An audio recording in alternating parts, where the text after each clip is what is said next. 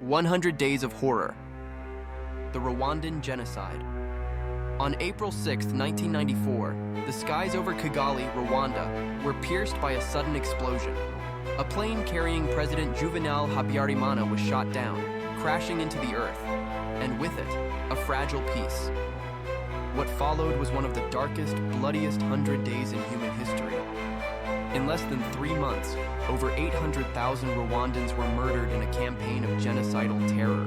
But this horror didn't arise overnight. To understand how a country turned on itself with such savagery, we must go back, long before the plane crash, to the roots of division carefully planted by colonial rule. During the late 19th century, German and later Belgian colonizers arrived in Rwanda, encountering a complex society. The Europeans imposed artificial racial categories, elevating the Tutsi minority over the Hutu majority, believing the Tutsis were more European in appearance. Ethnic identity cards were issued, drawing a permanent line between neighbors, friends, even family. Belgian policies favored Tutsis for education and administration, deepening social resentment. By the time Rwanda gained independence in 1962, these divisions had hardened, creating the foundation for decades of conflict and discrimination. In the years that followed, the Hutu-led government sought to reverse years of perceived Tutsi domination. Anti-Tutsi rhetoric was normalized. Pogroms occurred in waves: 1959, 1963, 1973, each one more brutal than the last. Hundreds of thousands of Tutsis fled into neighboring countries, forming an exiled diaspora. Among them were children who would grow up to lead the Rwandan Patriotic Front, the rebel group that would one day attempt to return home, not as victims, but as an armed force. By 1990, the RPF invaded northern Rwanda from Uganda, launching a civil war. Though a ceasefire was signed in 1993, tensions simmered beneath the surface. In the capital, Hutu extremists, supported by political elites and a network of hate-fueled media outlets, were quietly preparing. Weapons were stockpiled, kill lists were drawn. A shadow government took shape, waiting for the moment when they could turn fear into bloodshed. That moment came on the night of April 6, 1994. Within hours of the president's death, roadblocks appeared across Kigali. Soldiers and the Interahamwe militia began executing political opponents and moderate Hutus. Then came the mass targeting of the Tutsi.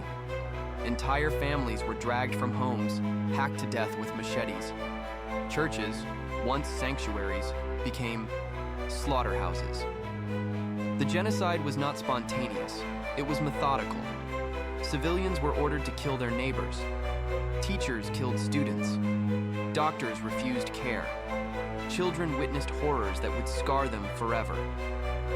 In the countryside, the violence was even more brutal. Hutu villagers, fearing retribution or coerced by local leaders, joined in the massacre. Rape was used as a weapon of war. Tens of thousands of women were subjected to unimaginable cruelty, often infected with HIV intentionally. Entire communities vanished. And while Rwanda burned, the world watched. The United Nations, bound by bureaucracy and indifference, withdrew most of its peacekeeping forces. Western powers debated the meaning of genocide, while lives were extinguished by the minute. International media briefly covered the chaos, then moved on. By June 1994, the RPF, under the command of Paul Kagame, began to retake the country.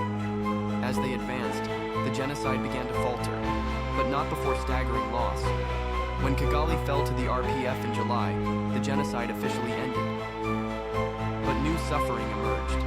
2 million Hutus fled to neighboring countries, fearing reprisal. In the massive refugee camps of Congo, disease, revenge killings, and further chaos unfolded. In the aftermath, Rwanda stood in ruins.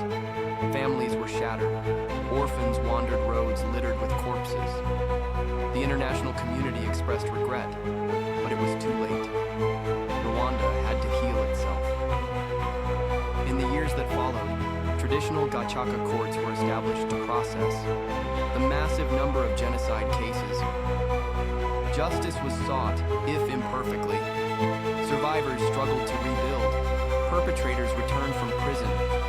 Reconciliation was not easy, but it was necessary. stands as a symbol of both horror and hope. The streets of Kigali are clean, the government stable, the economy growing. But beneath the progress are memories that never fade. The skulls displayed at memorials, the stories whispered among survivors, the silence of the dead. The genocide left wounds too deep to fully close, but Rwanda has chosen to rise. The Rwandan Genocide remains one of the most horrifying examples of what happens when hate is allowed to fester unchecked. It was not inevitable, it was allowed. And for that reason, we must remember. We must speak the names of the lost. We must bear witness to the truth. Because in remembrance lies prevention. In memory, resistance. This is not just Rwanda's story, it is a warning to the world.